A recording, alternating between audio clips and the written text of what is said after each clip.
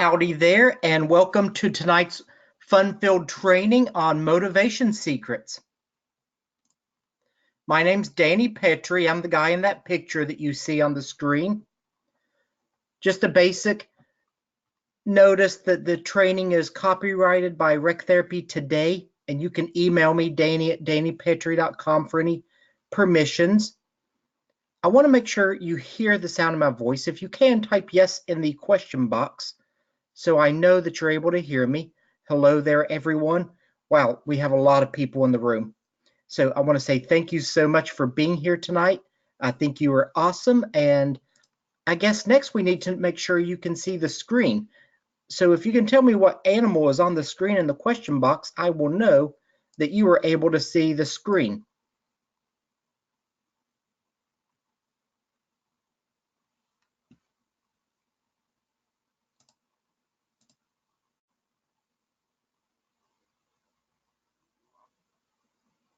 Okay, people are telling me that they see a butterfly. So if you can see the butterfly, then you are definitely in the right place. So I think it is great that we have both sound and picture. We will get started with the slides. I want to make sure you do have my email again. Here it is written. It is danny@dannypettry.com if you have any questions or comments. If I don't answer any emails, if I don't answer any questions in the training session, you can email me. Just a few basic disclaimers that I don't promise anyone they're going to generate or make income from my courses.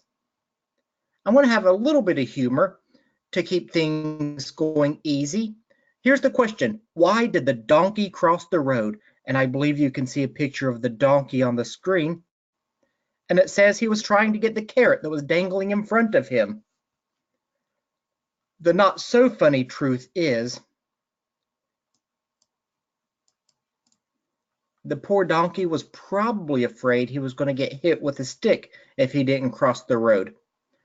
Of course, I want to give the quick, brief disclaimer that I don't believe in hitting anyone, even animals.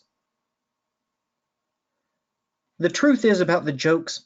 I provide jokes at the beginning of my webinars to let people know it's going to be a laid-back session, and I want you to feel at ease. And 95% of the people say they love the jokes, but some people, maybe about 5 out of 100 people, say they would like the jokes cut out. I'm going to keep the jokes for the majority of people, and I'm pretty easygoing. I will disclose that I share a joke of the day for kids and teenagers at the facility where I work at. I'm going to try to go through the slides fairly fast, and you will get a PDF document at the end of this webinar with the outline of the slides. We'll post that in our group. Here's my big promise to you. By the end of this 1-hour training, here are the 3 big outcomes that you will be able to gain. You will be able to A, know the difference between intrinsic motivation and extrinsic motivation. B, you'll know some of the problems or concerns that they have with extrinsic motivators. And then the final thing you'll get is ways to inspire intrinsic motivation to get people to take action. So those are the 3 big things that you will be learning about tonight. And good news, you'll earn 1 clock hour of continuing education for attending and participating in this full webinar. If you stay until the end, there'll be a secret link presented for you to get your CEU at the end of this webinar. And if you don't see that link, those who are attending the live training will get an automated email with that link. Those watching the replay, there will be information on the screen telling you how to get your CEU. I do want to give the brief disclaimer that the live presentation has not been submitted for pre-approval through NCTRC. The reason I don't do that for free sessions is because it costs money to get courses approved, and the webinars I just do for free. This course does meet TR knowledge areas, so I feel confident it will be approved. These include theories of human behavior and principles of behavior change, human development stages, primarily pediatrics and adolescents, but could be applied to some adults, and then psychiatric and related impairments such as borderline personality disorder. Okay, this is real important information for rec therapists, and as always, I encourage people to stay focused. There's a lot of learning just ahead. I encourage people to do things like turn off cell phones or Facebook or other distractions, because if you're serious about learning, ways to motivate people, then you'll want to pay attention and learn everything that you can. I often quote Dan Hurley's book that he says, distracted thinking causes mistakes and misinformation. It's like distracted driving. You're more likely to mess up. So with learning, it's best to focus on one thing. So I invite you to stay focused. I'm also going to disclose that I have a learning disorder, something like a central auditory processing disorder. It's kind of like a focusing problem. For me, as a young child, it was very difficult to learn because I had a hard time paying attention, and especially if it was noisy. However, the good news is with practice, I have improved my ability to listen and stay focused for longer periods of time. You might be asking yourself, who is Danny Pettry and why is he qualified to present this session? I noticed in the room, most people who attend my webinars already know me, but there were a few people who have not attended a webinar. So very briefly, I want to discuss my own credentials to let you know my experience to present this training. And then I'm going to get to the core content. First, I consider myself to be a humble person. And then, do you see the good-looking guy in that picture? That's me, your friend, Danny Pettry. That photo was taken about 2 years ago. Just quickly that I have 2 graduate degrees, one in rec therapy and one in mental health counseling. And of course, I'm a CTRS and I'm a licensed professional counselor and a national certified counselor. My experience consists of providing services for children and teens, and I'm working on 18 years of providing that type of service. I'm not sure if this has ever happened to you, but I have often felt discouraged when patients don't take an active role in their own treatment. I've independently studied motivation to learn what can I do to encourage somebody, like a patient who I provide services for, to take a more active role in their treatment. Okay, that is way too much information about me. I want to base this session on the core content that you need to know, and that's what this session is about. It's really about you and what you need to know. I want to teach one skill. It's called radically accept, sometimes called radical acceptance. The truth is, we can't make people change. So once you have that realized, it makes things a lot easier. We can't make the decisions for our patients. Our patients or clients are the ones who really have to do the work and the treatment and the programs to change. 100% of the responsibility is on them. The late motivational speaker, Jim Rohn, he often said, you can't hire someone else to do your push-ups. He's making a reference to sometimes you just got to do your own work. Of course, through this training session tonight, we can learn how to become a person who can encourage other people to actually be more motivated to work on themselves. Let's start off with a few quick icebreaker questions to make sure we're still alive. What age group do you provide services for? If you'll go to the question box and type in what age group you provide services for, I would love to hear. So far, I've got elderly and geriatric, adults all ages, 18 to 110, adults and adolescents, college-age students. Okay, a lot of answers came in and I didn't get everyone's. 4 to 100, 4 to 21, 18 to 85, youth and teens, geriatrics, 18 to 22, 18 to 100. Well, that's a big difference. Okay, I know a whole bunch of answers came in, and if I didn't share yours out loud, I didn't do that on purpose. The next question is, what are some of the diagnostics and diagnosis of the patients who you provide services for? Like, do they have things such as borderline personality, or is it physical rehab needs? Maybe they've had a stroke, those kind of things. So if you'll go to the question box, oh, wow, a lot of answers came in. CVA, Parkinson's, dementia, bipolar, intellectual disabilities, developmental disabilities, stroke survivors, amputees, physical disorders, depression, substance abuse, bipolar, physical rehab, lots of psychiatric diagnosis, physical medicine and rehab, suicidal ideations, homicidal ideations, borderline personality. Okay, so it sounds like we have a very eclectic group of people here who work in all kinds of different settings. Of course, motivation is often associated with being in maybe a behavioral health facility or a psychiatric hospital. One thing I enjoy about behavioral health and rec therapy is that behavioral health isn't a setting.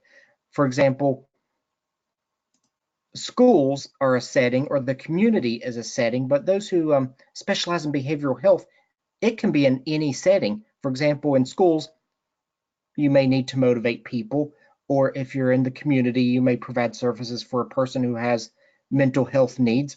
I think all people have issues. The next question for you is, how will learning motivation techniques help you in particular with your practice as a rec therapist? This is something I'm just curious to know. I'll give people a little bit of time to write. Someone said get more group attendees, help others to become motivated, increase participation to promote the morale of my group. If I'm not motivated, how can I expect my patients to be motivated? Community reintegration, encourage patients to come to groups, to get clients to be motivated to try new things. I can also share with that we've had community outings to like a park, and we've had kids who are so anxious and so worried that they don't want to leave the facility to go on an outing. Let's see, someone said provide education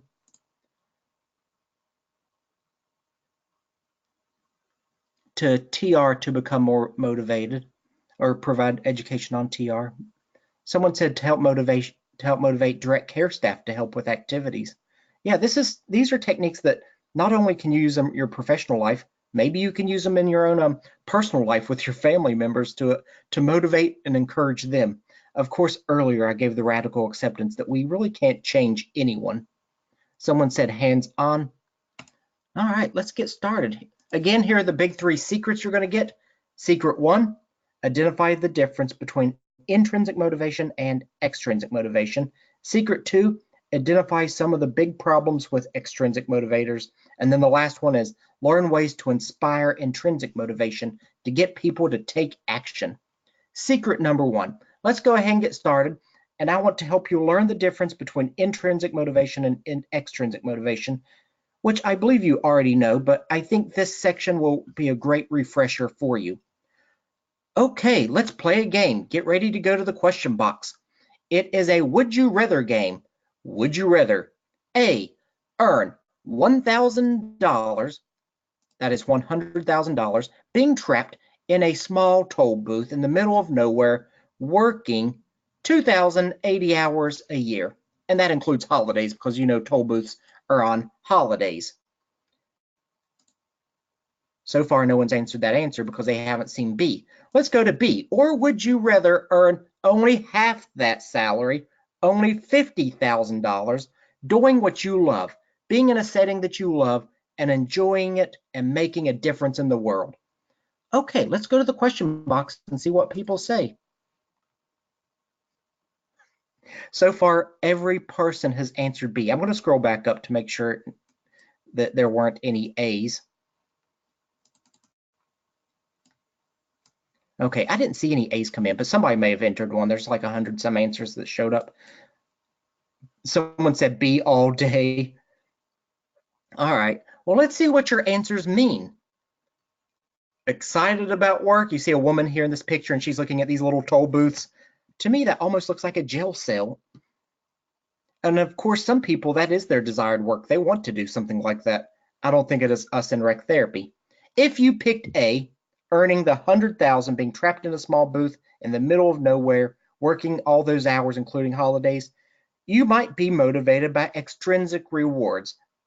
It's money and you're doing it for the money.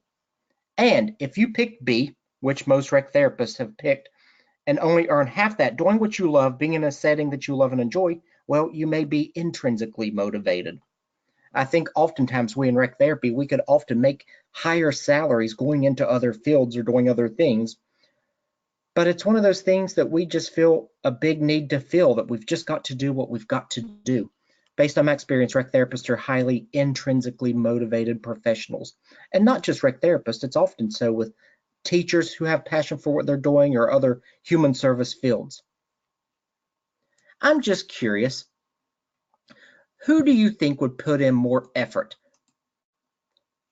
At the end of the shift, the toll booth operator, the individual is no longer getting paid at their end of their shift. They did their time in the box, the toll booth. What would encourage them to stay for an extra hour? I'm curious to know from you. If their shifts ended, what do you think would would have to take place for them to stay an extra hour at the toll booth? Someone said more vacation days, time and a half, more money, overtime, mandated, a bonus, increased pay and time. Yeah, all of these things sound like extrinsic motivators. They want more money or they want to avoid some kind of a consequence. I'm also going to throw in, what if there was an emergency wreck or something and, it's the end of your shift. You're free to go. You've put in your time. And unless you have other obligations where you have to get home to children or something else, in that case, a person might just stay a little longer. At the end of the working day, doing what you love to do, you might have the desire to get your project completed out of love. So I want to ask you, at the end of the shift, doing a job you love, what do you think would keep a person to stay an extra hour then? I'll go to the question box. Someone else said steal money. That's true, if you stay long. Knowing they are making a difference, they're knowing the clients they serve, excitement over the possible outcome, maybe a bonus or a comp pay, client success, making a difference, bringing joy, seeing the project through to completion, an empowered feeling. I think people who are intrinsically motivated, it's like they just can't let it go. They just want to get back and do the project and work on it.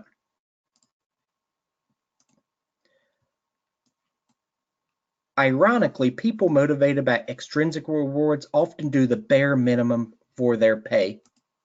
An example, do you think they're really going to stay in that toll booth for an extra hour after their pay's ended?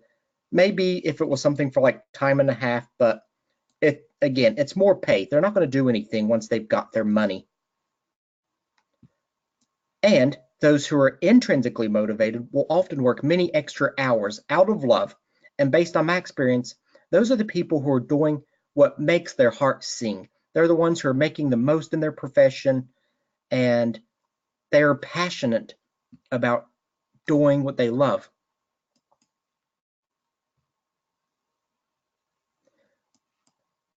You might ask, why are these types of people so awesome and amazing at their work? Often it isn't the salary, it is their passion that makes them love what they do. Many wealthy people do not need to go to work.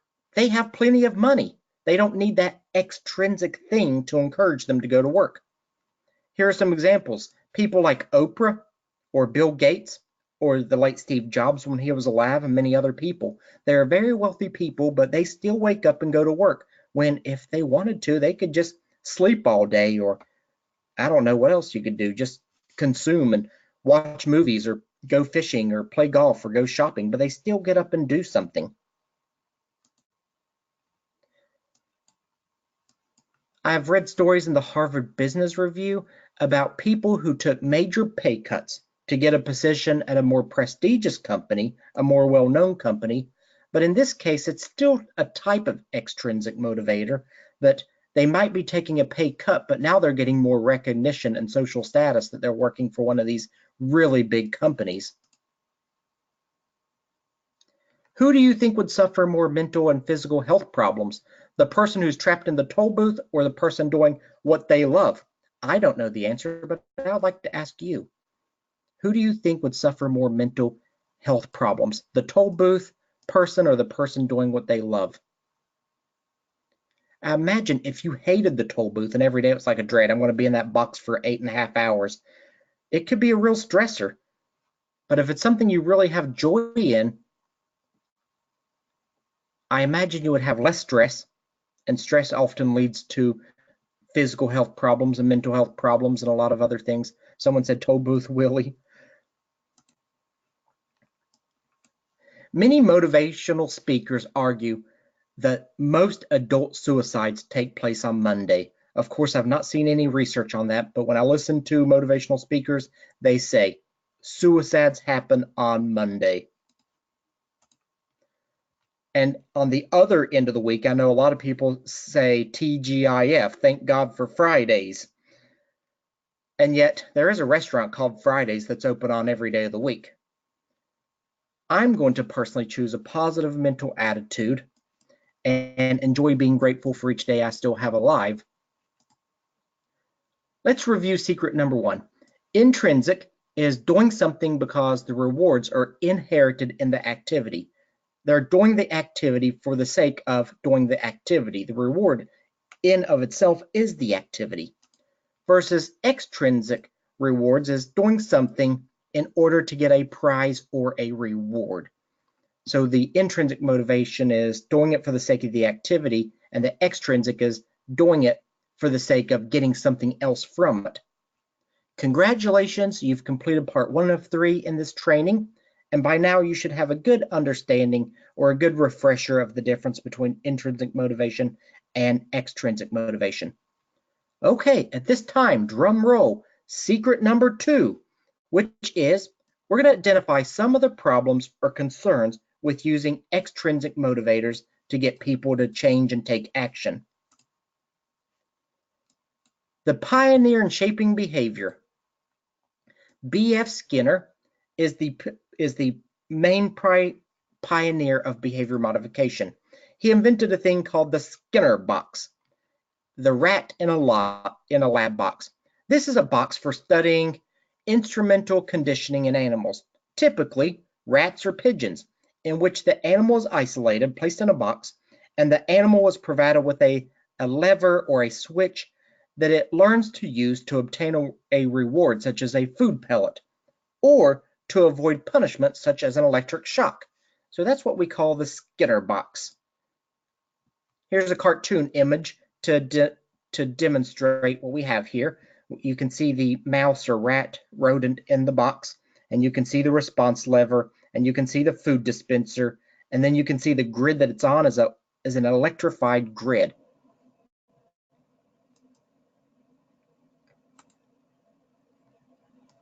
There are 2 techniques used in behavior modification, add or take away. First, you can add something like increase a stimulus to encourage the behavior, such as you're going to add a treat if that mouse pushes the button. The mouse will learn, push the button, get a treat. 2, you can decrease the stimulation to discourage a behavior.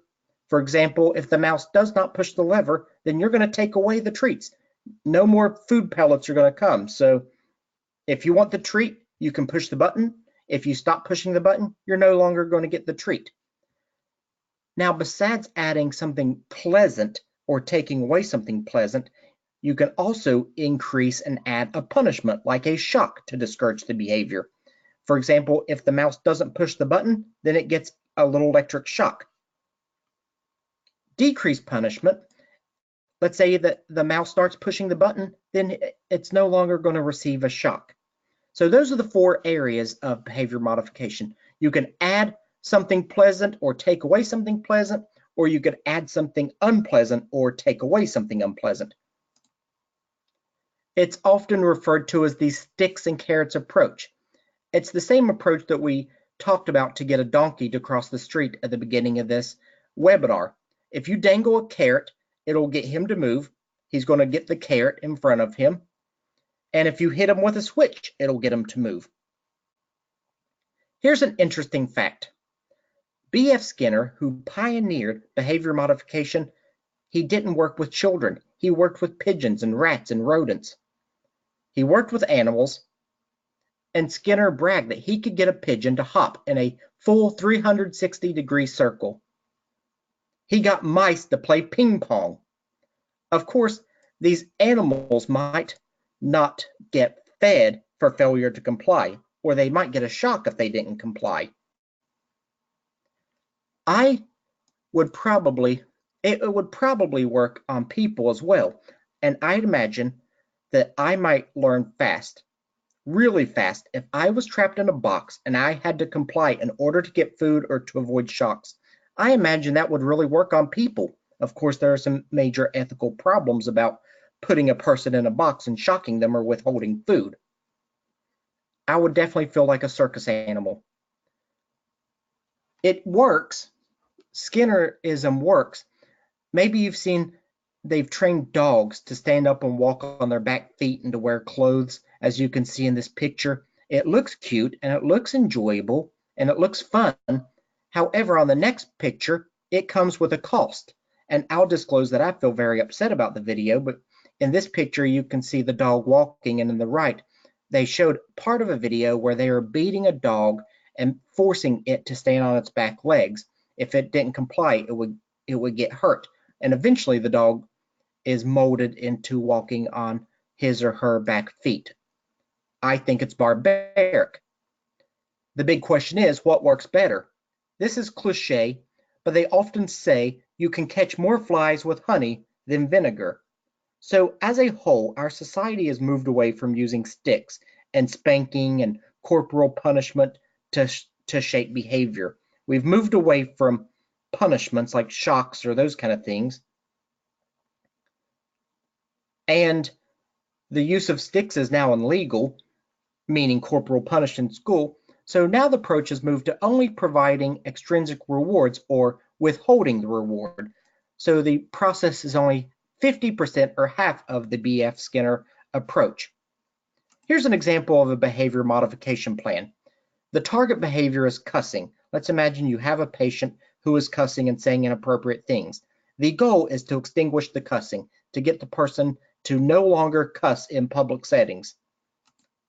The objective, provide an extrinsic reward, maybe student store money that they can spend, for each 15 minutes the child goes without cussing. It's an extrinsic reward. The child is being extrinsically rewarded for showing better behavior. If the child complies and doesn't say anything, they're going to get a reward. And if they decide to cuss, then the reward will be withheld. So that's an example of a behavior modification plan. The child's not beaten or hit or bruised because of cussing. Of course, there are other problematic behaviors that could be targeted for a behavior modification plan.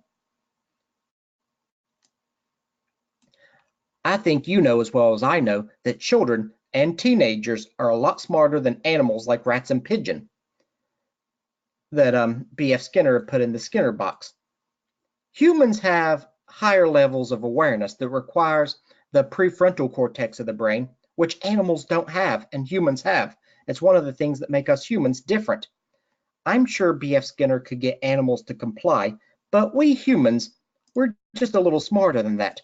Here's just a picture of animals with the size of their brains. You can look at a fish or the amphibian or the bird or the mammal, and then you can look at the human. And right above the eye is a part of the brain called the prefrontal cortex, which is for higher decision making. Smarter than animals. Maybe you've seen that game show, Are You Smarter Than a Fifth Grader? The question today is, are you smarter than an animal? It's cliche, but I'll share it anyway. When the cat is away, the mice will play. Real authentic behavior comes when they are not being watched with a close eye. If a person's only doing a behavior when they're watched, then it might not really be authentic. Here's a picture of what happens when the cat is away. You can see the picture of the boss that says be back in 5 minutes, and the boss is a cat, and the mice are playing ping pong. And the desk says the cat, CEO, and the cat is away. You can laugh at that because there's also the aspect that B.F. Skinner taught rats to play ping pong. Again, smarter than animals. If a kid whispers to call a kid a cuss word and no staff or adults around to hear it, did it ever happen? A staff can't really document what they heard, but what they didn't hear or what they didn't see. A staff can't document that. They could note that the other child has been accused of the behavior. Are you going to withhold the reward based on hearsay without any evidence? So children are a little bit smarter than animals. They know enough to comply when the observer is around. Or let's say if a certain staff is the one who dispenses the reward and lets them buy student store points, they're going to be a little bit more respectful around the staff who lets them shop, because they know that person knows what they're doing and things might get slipped between shift change. Rewarding behavior. I just learned through a behavior modification that I can still get my prize by being just a little bit sneakier. Just don't get your hand caught in the cookie jar. In this case, with the behavior that we're targeting, cussing in front of others.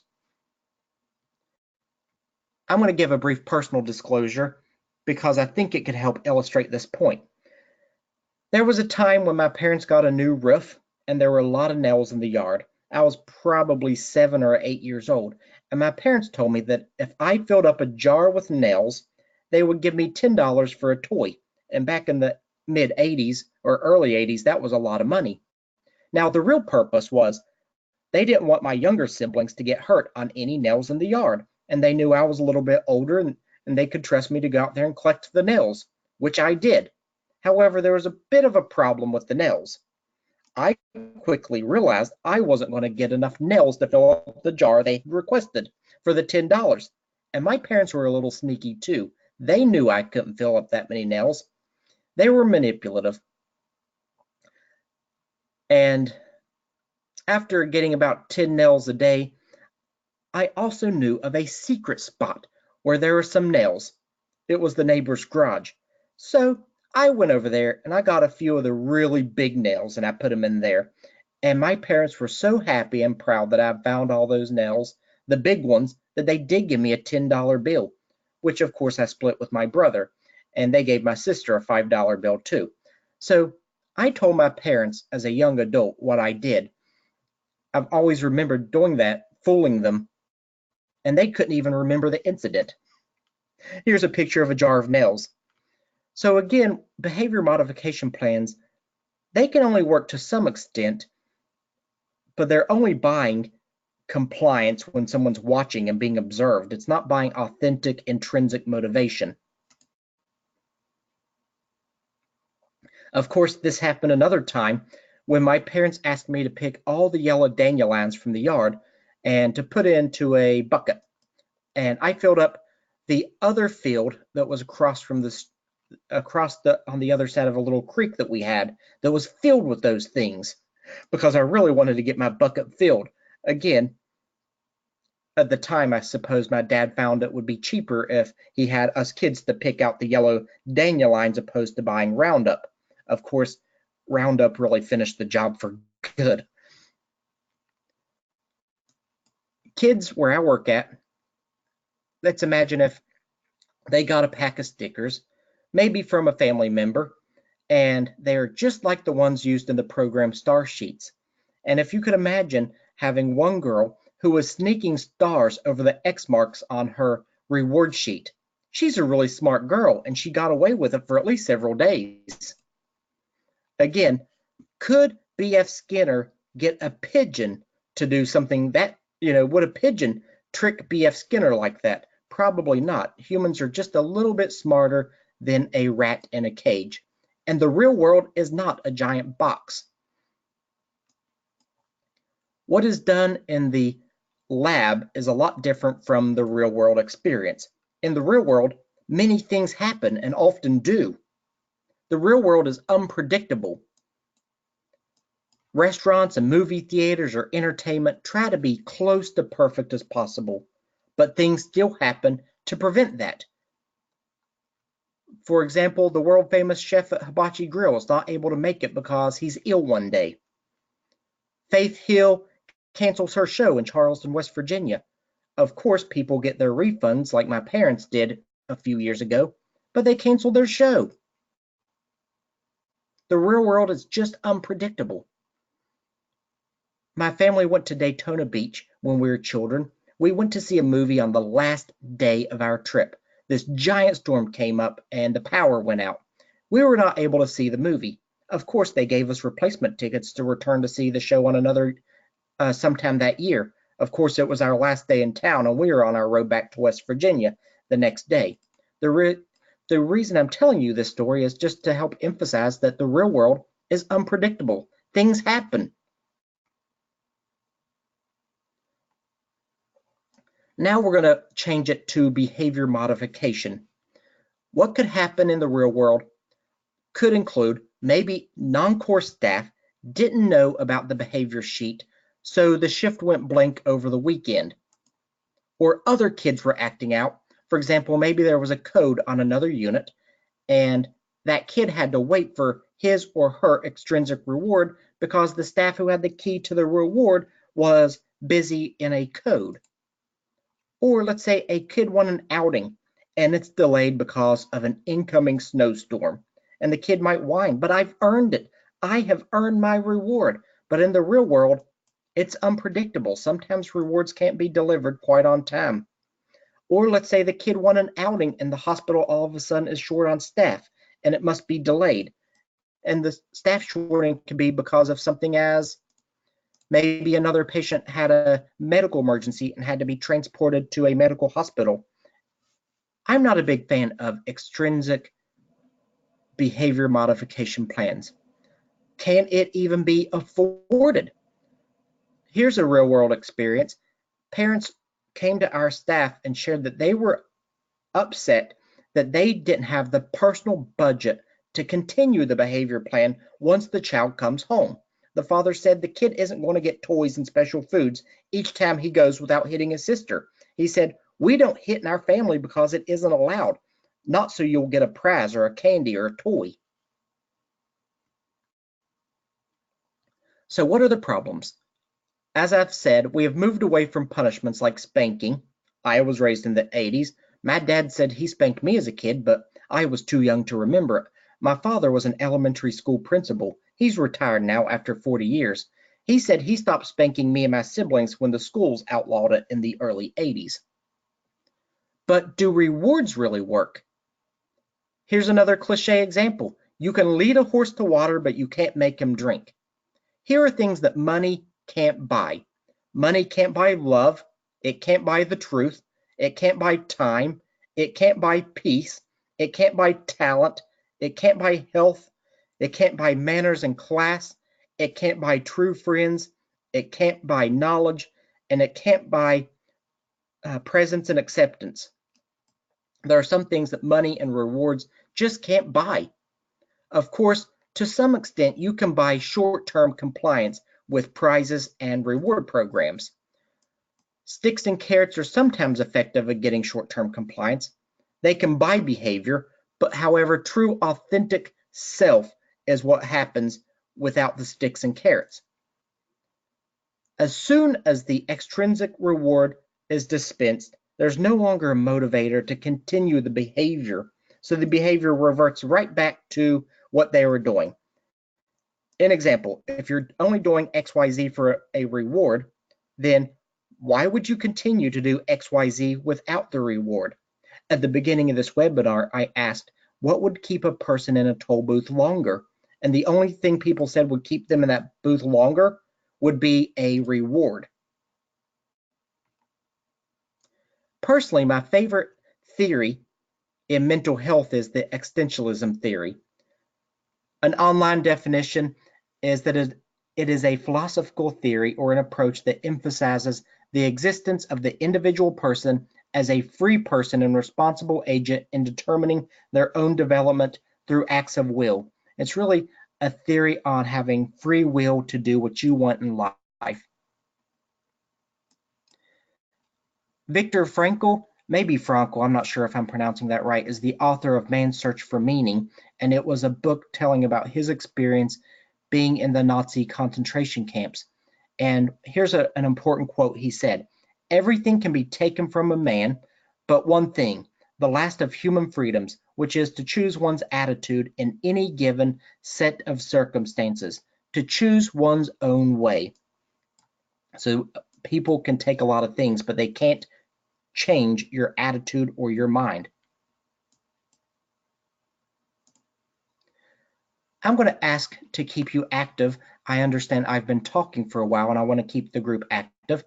Which works better? A, pay people good money to write entries about topics, Or B, people write for free about what they love and know. So I'm going to have you go to the question box. I'm going to go to it as well. And we're going to ask, which one do you think would get the greatest reward?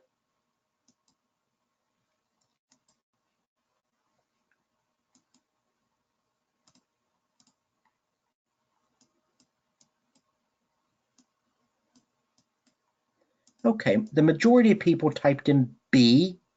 There was a few A's in there. I'm trying to scroll up to see all the answers. However, I will share most people picked B. There's an A, 1, 2 A's.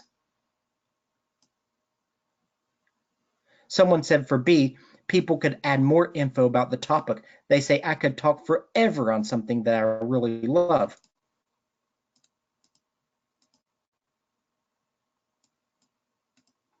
Okay, and the winner is, here's what happened in the real world. The truth is, the encyclopedia went out of business, and they were a company that paid people to write entries. They paid people and they sold the encyclopedia for very expensive amounts. Wikipedia, on the other hand, is online, and it has many people who write for free about what they love, and they give away Wikipedia for free. In fact, I've personally added a few entries on Wikipedia about things that I was aware of. For example, there's one page called Movies That Take Place in West Virginia, and I had watched a movie that had a scene in my home state of West Virginia, and I was on there on Wikipedia one day, so I just added that movie. Review of Secret 2. I really believe I'm just beating a dead horse here by sharing my arguments for why extrinsic rewards are not real effective at motivating people for long-term behavior change. There are several problems with extrinsic motivators. Sure, it can buy short-term compliance sometimes, but even that's iffy. I'm going to share when I do think it would be appropriate to provide a reward. For example, if they say there's a $50,000 reward offered for someone to help find someone like the Boston bomber, I would say that would be a very good reward system, and I would definitely support something like that. Congratulations, my friend, you have successfully completed part 2 of 3, and by now, you are aware of some of the problems associated with using extrinsic motivators. Let's go to the next section. Section number 3. I want to help you learn some ways to inspire intrinsic motivation to get people to take action. I have some training and experience with dialectical behavior therapy. It's a treatment created by Marsha Linehan for people who have borderline personality, which is something that Marsha Linehan has disclosed that she has as well. And one of the skills they teach in DBT is radical acceptance. She teaches people to accept what you're not able to change. This really provides a lot of relief because if you're not putting all that energy into trying to change something that's really out of your control. AA, Alcoholics Anonymous, and NA, Narcotics Anonymous, use the Serenity Prayer to teach radical acceptance. It's on the screen. You've probably heard of it. God, grant me the serenity to accept the things I cannot change, courage to change the things I can, and the wisdom to know the difference. Radical acceptance can help you with that. I accept that as a professional providing services for children, I can't make any person change. I can't make the choice for another person. I teach the same philosophy to the kids who I provide services for. Sometimes the kids get mad when another kid's saying things, and really I can't get them to change. Mindfulness is another skill that can help that is taught in DBT. It is being fully present in the moment and focused on the here and now. Up until now, I've given a lot of criticism of behavior plans because of the extrinsic motivator. The truth is, I do provide behavior plans that do use extrinsic motivators to get children to comply, but I go about it completely differently. First, I get the kids' intrinsic motivation identified and listed, the why, which is often give up harmful choices so I can go home with my family sooner. That's the real reason they want to get it, to give up their behaviors, not to get a small toy from the dollar store. And I tell the children that you're only here in the now, and you've got to maintain for the next 15 minutes or the next 30 minutes or the next hour, for whatever the plan is, and being in the moment, fully aware of what you're doing. So the focus isn't trying to teach the kid to do something to get the reward, but it's really getting them to focus more on each period.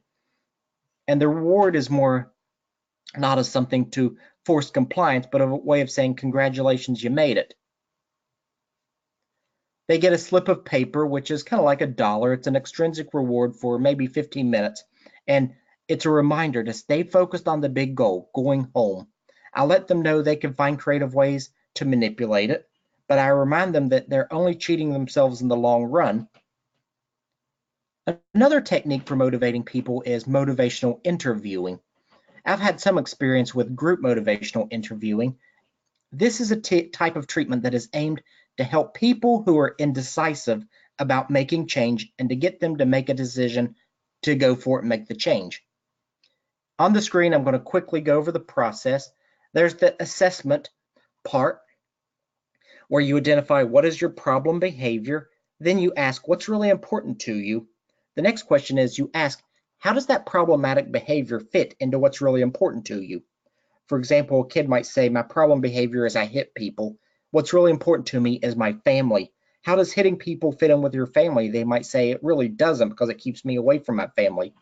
Then you give the rating scales, 1 to 10. How much do you want to change? 1 being very low, 10 being very high.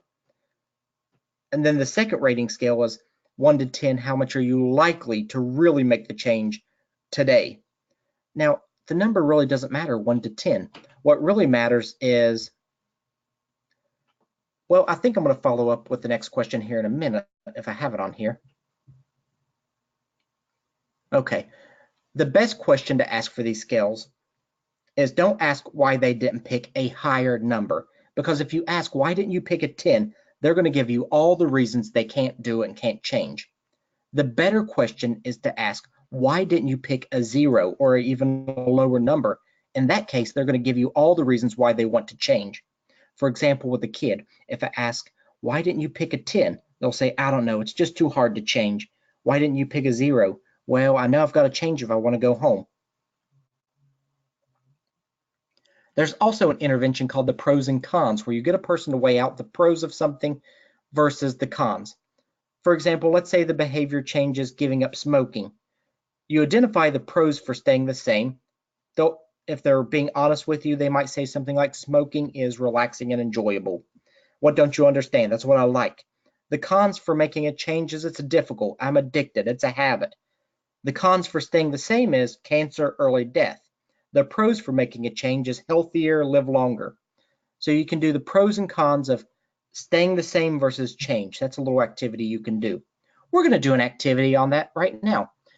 On the screen, I have 4 questions, and I want to keep you active. If you'll go to the question box, number 1 says, what do you enjoy about delaying your CEUs? CEUs is something rec therapists have to get, and I'm just curious. What do you enjoy about delaying that? Someone said, I don't have to worry about my CEUs for another day.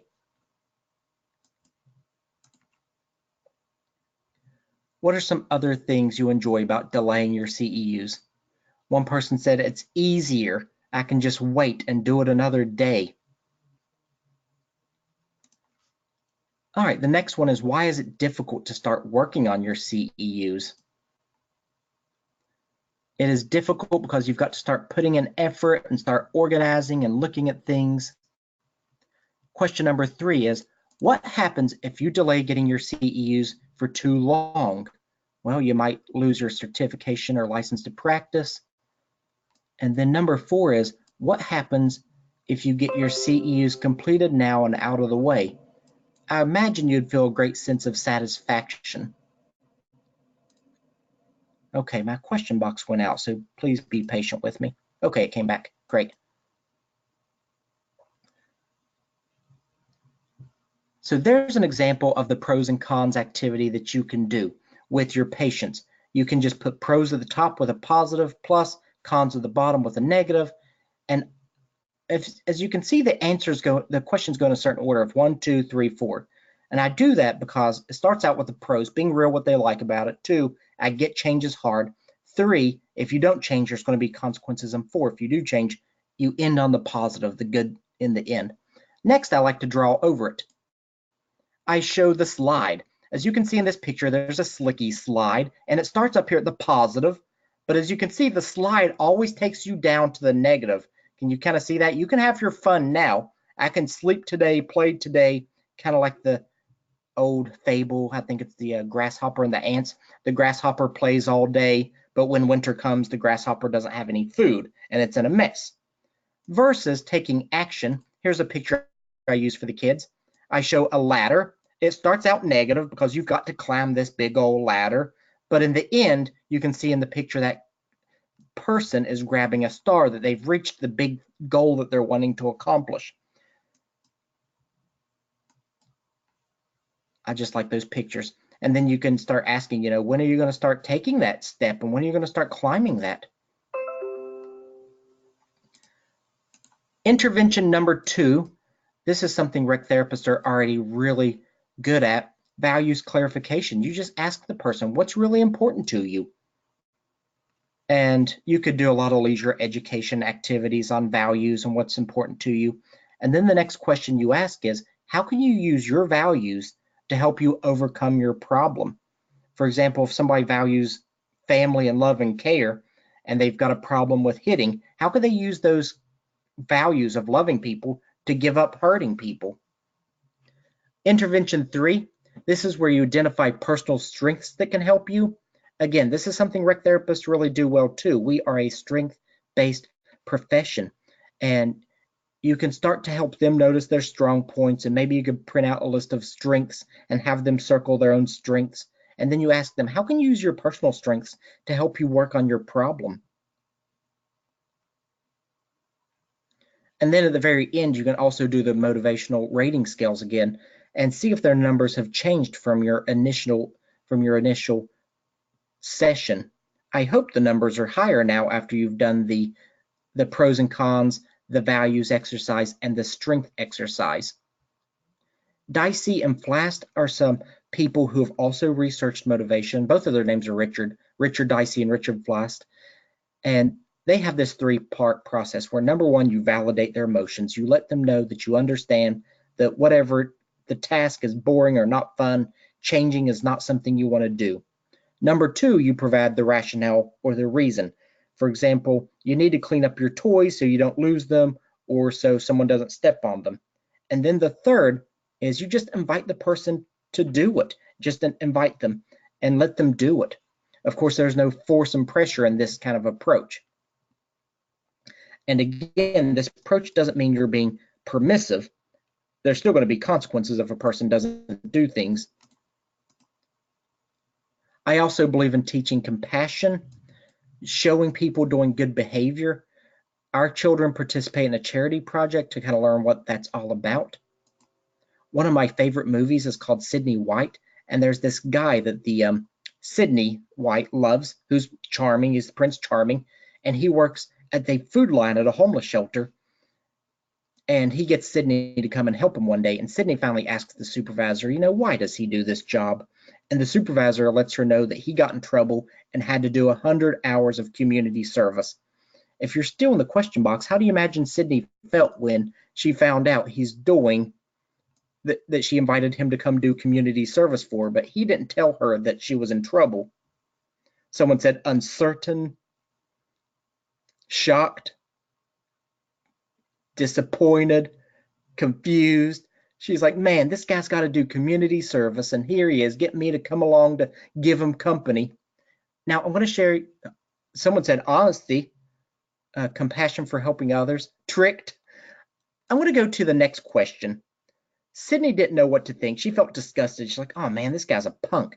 And then later, she notices he doesn't seem to be doing it because of community service. She could really tell he's got his heart in it. And Later, the supervisor comes and tells Sydney, yeah, he completed his 100 hours of volunteer work 2 years ago, and he's been coming back ever since. Now we're looking at real authentic behavior. Imagine how Sydney felt when she found out that he had completed his community service and now he was doing it out of his own goodwill to just do it. If you would type in the question box, how do you imagine Sydney feels now? Someone said relieved, proud, inspired, impressed and proud, amazed. Uh, Someone said foolish, elated, relieved. So it's kind of funny how your perception on things. She even likes them more.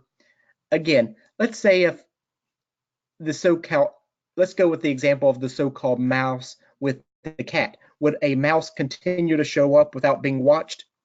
If it's only doing it for extrinsic rewards, no. But if a person's doing it out of the goodness of their heart, yes. Someone said, yes, she might feel embarrassed over that. Like, oh man, I completely thought someone else said ashamed. So I think we've all made those. But I love that Sydney White movie. If you get a chance, maybe watch that. All right, congratulations. You have completed section 3 of 3. And I hope you've learned some ways to inspire intrinsic motivation to get people to take action. Because as we've looked, extrinsic motivation doesn't really get long-term heartfelt change. Congratulations, you've completed the main part of this webinar. Again, I want to do a quick review of the 3 motivation secrets. 1, we learned the difference about 2 types of motivation, intrinsic versus extrinsic. 2, we learned some of the problems and concerns with extrinsic motivators, how it doesn't produce long-term change. And then secret 3, we learned ways to inspire intrinsic motivation to get people to take action. And of course, radical acceptance. We can't really change anyone. People have to change themselves. I want to ask you a question. Have you enjoyed the webinar so far? If you'll go to the question box and type in yes. Okay, we got a whole bunch of yeses that came in. A yup or 2. Some capital yeses, a few yeses and thank yous. Great, great. We have a really lively bunch of people here. So many great people. Someone said, yes, thanks for the insights on the dangers of extrinsic motivators. Yes. All right, next I wanted to ask you a question. Who would like to take it to the next level and learn even more about motivation techniques? I'm just curious to know if there's anyone in the room who thinks, man, I really need to learn more about these things and go even deeper. I would say tonight's webinar was kind of like a snack, like a little sample. And I'm going to offer a self-study program so you can learn more stuff. It's more like the meat training. Again, I want to let you know I provide you with the best information I have. And I have some courses that teach even more on motivation. It's a subject that I passionately love. And I wanted to briefly tell you a way you can save a lot of money on your continuing education. Briefly go over some CEU secrets that online continuing education can save you time and money. My personal experience, going to a conference could cost up to, as you can see on this screen, like $1,500 for the conference. I have to use my own personal vacation time and gas and parking for those kind of things. Of course, I attend conferences because it's an intrinsic thing that I love to do, but I understand everyone can't get to one of those. Online CEU programs, usually 0 vacation hours used. You don't have any lodging, no flying, no gas. I drive, I don't like flying myself. No parking fees, no time away from your family and kids. And with my program, self-study courses are typically $100 with the books included for a 5 clock hour course. 10 clock hours would be double that at $200. And $200 is still a lot better for paying a lot more money for a conference where you might only get 10 hours. But what if I gave you a 50% discount for attending this webinar, that you would only get a 5 clock hour course for $47 or the 10 clock hour for only $80 opposed to $200? I would think that'd be fairly a good deal. And the good news is I provide online courses. I really believe in books and reading and learning. I'm going to offer that for you at this time. And it's only a limited offer, maybe till like September 14th for people who want to do it. Oh yeah, but wait, there's more. I'll mail you the required books for the course, 2 really great books on motivation to really feed your soul. So you'll get both required books. And of course, you get my guarantee that with my program, you get a 360-day money back guarantee, or a year, I guess. I offer that because really no one ever asks for a refund. So what are you waiting for? I wanted to give you the link for the special offer, and those attending the live webinar will get a link for to fill out your CEU request form.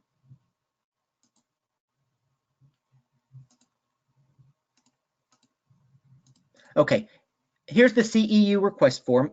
It is my name. It's dannypettry.com/82819.html. So if you go to that link, it's going to request you to put your name the way you want it spelled for your certificate, and there's a survey. And once you complete that link, it'll take you to the self-study courses if you're interested in that. My programs had thousands of people complete courses over I don't even know how many years we've been doing this now, since 2006 or 7. So if you're interested in that, I'm just going to click on the link to show you what it's like. Again, if you're on the phone, I don't want you to feel stressed because the link is going to be automatically emailed to people who attended the training. So that's kind of good. And the certificate looks like this. It says type in your beautiful name, like Jane Doe, and your email, janedoe@hotmail.com. That might be a real email address. PO Box 123, any city, state, whatever. Click next. Acknowledge that you were here for the full training. Acknowledge if you felt the objectives were met or not.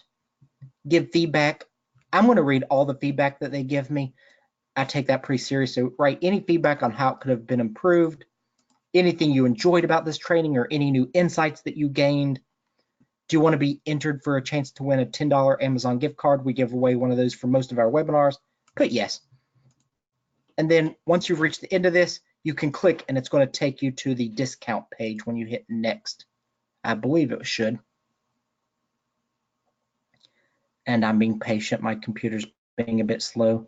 Okay, and there's the page for the motivation secrets, and you'll get, as you can see, with option 1 for the 5 o'clock hours, you'll get Daniel Pink's book Drive, which is a really great book on motivation. The subtitle is The Surprising Truth About What Motivates Us. And then the second one, you get 2 books. You get Daniel Drive's Drive, and earlier I told you about Edward Dice and Richard Flass book called Why We Do What We Do, Understanding Self-Motivation. So you'll get both of these books on motivation, which I personally love, and you'll get an opportunity for 10 clock hours. Again, it says somewhere on here that these courses are pre-approved by NCTRC, so if that's something you want. And at this time, I know I've went over the time limit by about 5 minutes. I want to stay around for questions and answers for people. If you have questions about motivation, and if not, you are free to leave because you have served your time. I want to ask a question. Were you only attending this for a CEU, or were you intrinsically motivated to learn about this topic? Answer that question if you stick around. Someone said both. I love the honesty.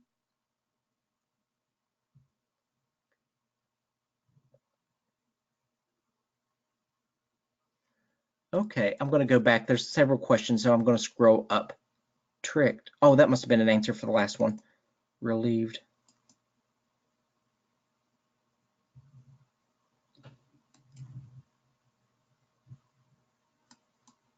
There's a lot of yeses,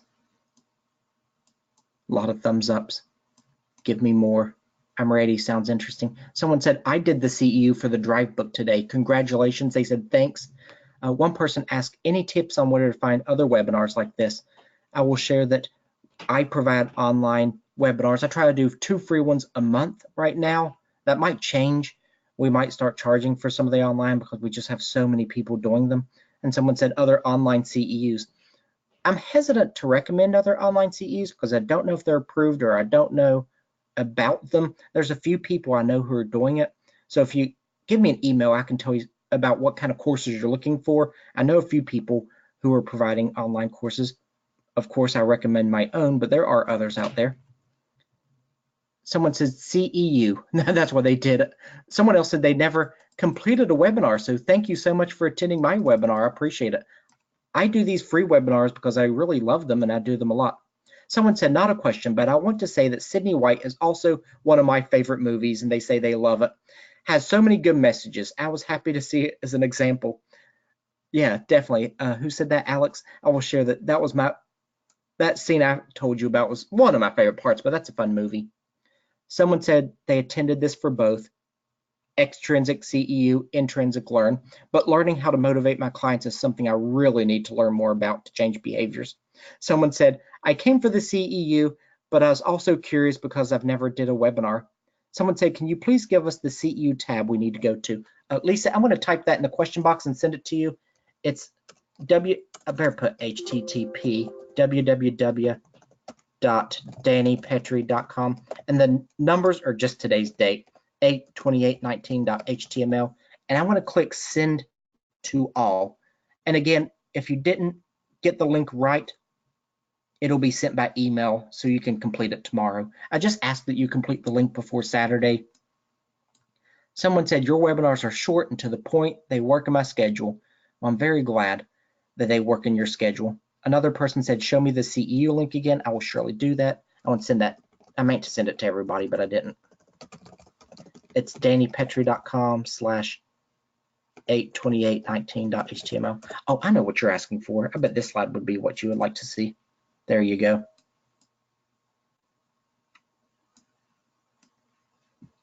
Someone said, thank you so much for taking your time. Much appreciated.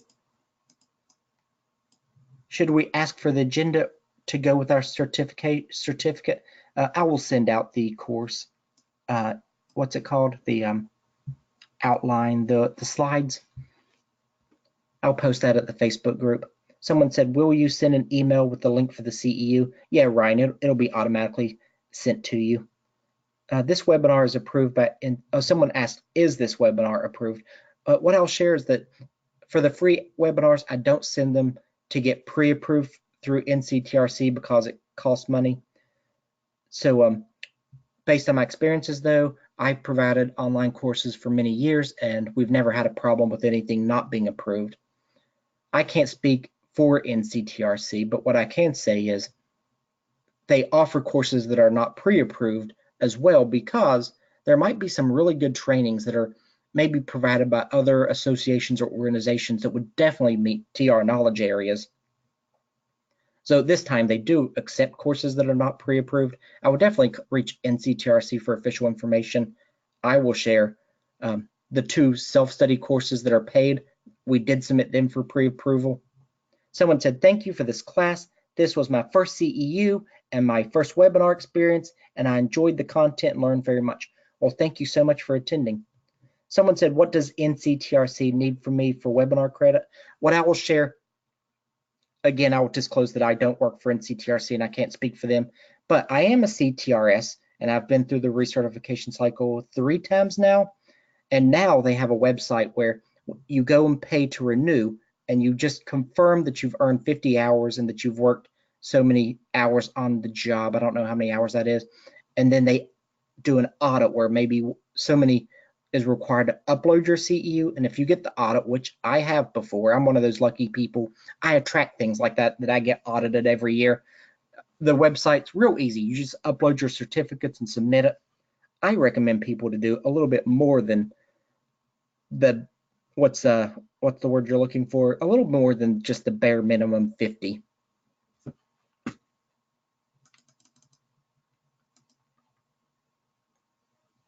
Oh wow, a lot of people left the room. I think we're down to like 54 people left in the room still. I don't really have any more information for people, so I believe I don't see any more questions. So I think I'm going to go, and I see the group just dropped down to 40 people. So I think people are leaving. Again, you have my email. Email me if you have any extra questions. And again, thank you so much for attending. We will see you the next webinar. Thank you and have a wonderful night. Have a wonderful weekend. You're the best.